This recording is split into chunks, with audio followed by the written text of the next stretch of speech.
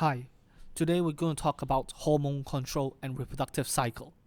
Previously, we have already learned about the reproduction of humans and menstruation in females.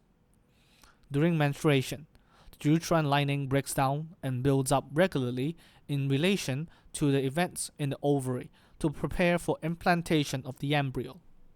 The events are synchronized by the interaction of four hormones, two secreted by the pituitary gland and two by the ovary. Of the four hormones, two are released by the pituitary gland: follicle stimulating hormone (FSH) and luteinizing hormone (LH).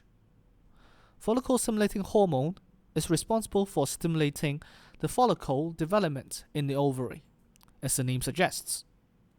It also stimulates estrogen secretion by the follicle.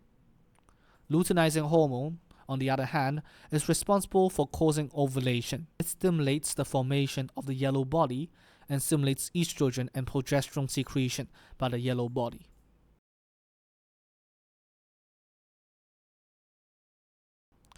The two remaining female sex hormones are released by the ovary: estrogen and progesterone. Estrogen is released by the follicle and yellow body in the ovary. It causes the repair of the uterine lining after menstruation. It stimulates FSH and LH secretion when acting alone, and inhibits FSH and LH secretion when acting with progesterone, while progesterone is only released by the yellow body in the ovary, which maintains the thickness of the uterine lining and inhibits FSH and LH secretion.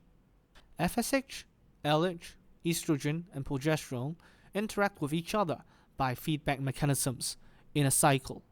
The interaction brings about the cyclic changes in the menstrual cycle.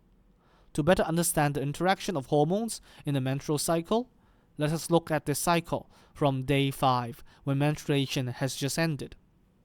Before ovulation, step 1, the pituitary gland secretes FSH. Step 2, FSH stimulates development of follicles in the ovary.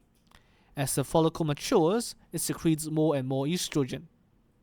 Step 3, under the action of estrogen, the uterine lining begins to thicken. Step 4, estrogen level continues to rise and reaches a peak just before ovulation. A high level of estrogen stimulates FSH and LH secretion from the pituitary gland. The peaks of FSH and LH occurs just after the estrogen peaks.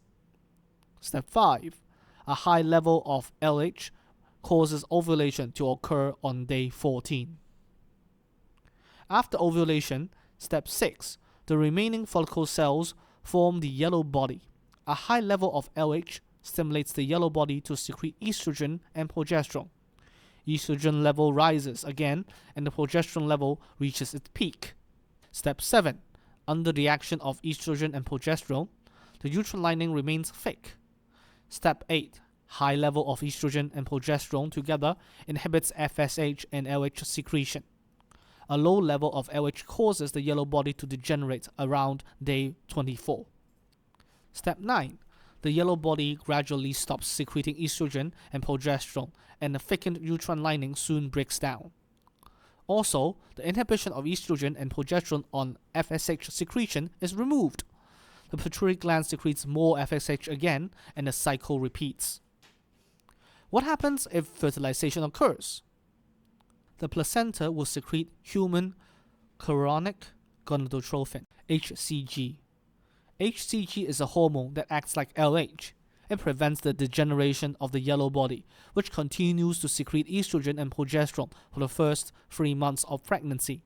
The uterine lining, therefore, remains thick for the development of the embryo.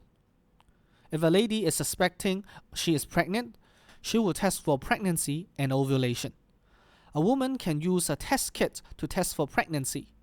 The kit works by detecting the presence of HCG in the urine.